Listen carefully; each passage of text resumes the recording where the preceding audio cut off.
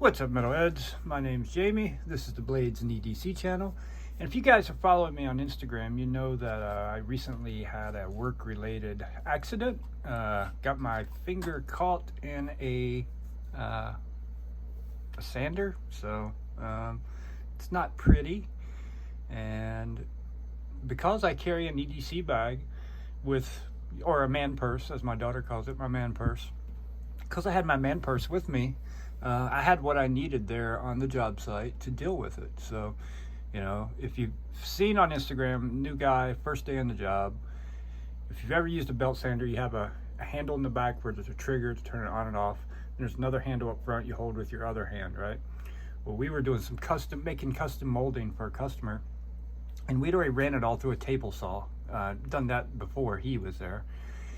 And today we had, you know, where we ran it through a table saw, it leaves a few saw marks here and there, so you want to take a belt sander and sand it all down, make it nice and smooth, so when it does get painted or stained, depending on what you're doing, you know, all those saw marks don't show up, because if you leave those there, once you paint or stain it, they stand out like a sore thumb, or a sore middle finger, I should say.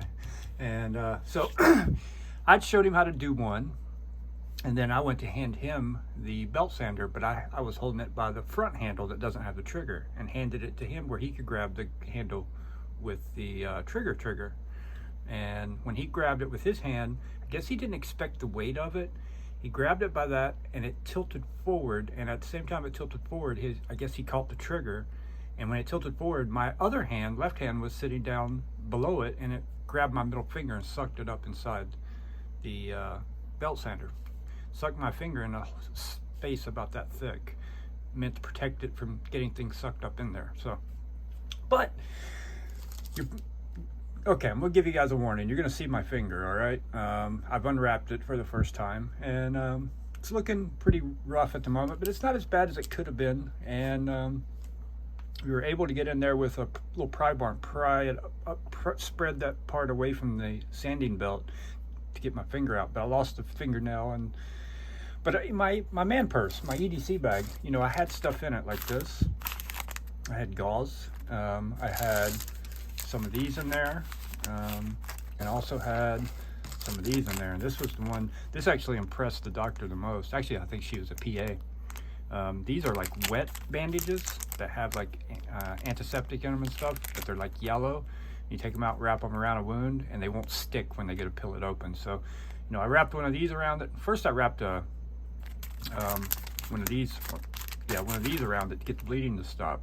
Once the bleeding was pretty much stopped, I opened it up, started to bleed again, but I went ahead and wrapped it with one of these and put one of these on it. And then I had a roll of gauze too that I wrapped around it real good. This is all before I went to the emergency room. And, you know, it also had ibuprofen in there. I took 800 milligrams of ibuprofen. And so, you know, sometimes people may look at people carrying an EDC bag and think, oh man, he's just, you know, that's a little too much. Well, if you work in carpentry, if you work in anything, it doesn't matter. You could be driving down the road and get into a car accident. You could be driving down the road and see someone else getting into a car accident and need to provide aid to them. And so having stuff like this on hand in your little man purse, you know, it comes in very handy. And I keep these little Mylar bags filled with, some of them are empty right now. We're little Mylar bags here filled with stuff. Some of them are empty right now because I pulled all that stuff out to show you. And, you know, I keep other stuff in here too. You guys have seen this on the channel before. But yesterday it came in very, very handy for that. So, yeah, pretty nasty. Quick peek there. Very, very sore. Very, very, very sore. So, in some of the videos coming up, you're not going to see my left hand too much, or if you see it, it's probably going to be wrapped up. Right now, I need to let it air out till I go back to bed tonight. So, took a shower, then wrapped it, and I'll rewrap it before I go to bed later tonight. So, I don't know if I'm going to work tomorrow or not. I took today off. I may go to work tomorrow and just, you know, be limited in what I can do, because although it's just one finger, you talk about hurting, man. Your fingers have so many nerve endings in them. When you just think about getting a paper cut on your finger, it hurts like hell. Then imagine this. So, you know, it can be quite painful. But the point of this video isn't that. The point of this video is, you know, should be prepared. You know, so as a kid, I was in the Boy Scouts, and you know that was our motto: be prepared, right? And that's basically what an EDC bag or a go bag or just some kind of little bag. I've got a backpack that has a lot more stuff in it that I don't take with me everywhere. But my little man purse, it goes everywhere I go. It stays in the vehicle. Whichever vehicle I'm in, it will be with me, no matter what. If I go hiking or something, that little man purse goes in my backpack. I've always got everything I need. I keep a little battery backup in there, a little battery bank, so if my phone needs to be charged, or who knows. Knife sharpener, just basic little things. Flashlight, extra batteries for the flashlight, which are also rechargeable, that I can recharge off the battery bank, and can also charge my phone off that. Little work sharp portable sharpener. So yeah, and then first aid supplies, of course. And the first aid supplies came in extremely handy for me yesterday. So I just thought I'd make a video and let you guys know. And I know some of you have seen posts on Instagram, and just let you know I'm okay, and thank you all for the well wishes. I really do appreciate it. It means a lot to me. I'll be fine. Won't be any left hand middle finger flicking for a while, and that's the one I flick the best with. That's what sucks so bad, because the arthritis in this middle finger. I finger flick better with my left hand than my right hand. So yeah, it'll be all right though, and shit happens. I'm not mad at the new guy. I should have warned him, be careful, don't grab the trigger. Yeah, I don't know if he's ever even used a belt sander, so never got that far. Literally, first day on the job, first 2 hours on the job, this happened. So, and I've already talked to him. He knows everything's cool. It's an accident, shit happens. No big deal. Life goes on, and we learn from our mistakes. As long as we learn from our mistakes, we won't repeat them. So, yeah. Let me, guys, comment down below. Do you carry an EDC bag? If you do carry an EDC bag, do you keep first aid supplies in it or anything like that? Do you keep a first aid kit in your car? I have a little first aid kit in the trunk of my car also, but my work truck doesn't have one in there, and that bag's with me at all times. So, so I've generally got 2 first aid kits in my car, and I've always got this, the one I put together myself, with me all the time. So everywhere I go.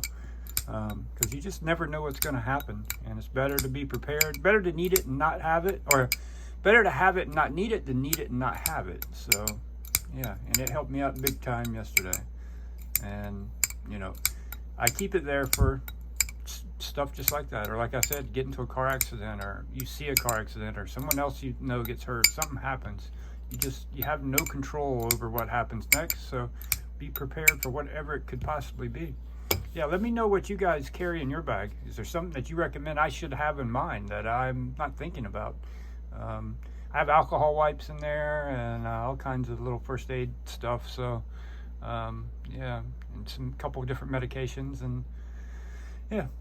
So that's pretty much it. I thought this would make an interesting little video, given the circumstances. Good time to make it. I'm at home today, not working, so bored and flicking knives or holding out knives to show you, or I don't want to put my finger out there, so I need to record some videos, but you may see some videos where you only see my right hand over the next week, so keep that in mind. If you see that and you see me fumbling around one-handed, that's what it is.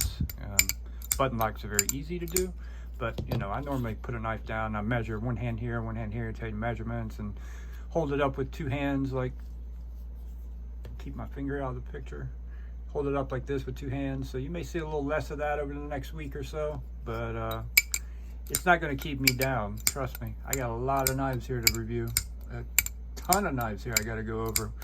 And yeah, I am taking this time to get things prepared for the knife sale though, getting the spreadsheets ready, working on the pricing for everything, and hopefully I can start next week. I can start posting, hope to have the spreadsheet posted on Patreon next week. That'll show the knife model, or the knife make, model, blade steel, and price. And I hope to have that Excel spreadsheet uploaded to Patreon one day next week. That'll give everybody a couple weeks notice on pricing and everything. And yeah, I'm not going to let any of this keep me down. And thank you all again for all the well wishes. I really appreciate it.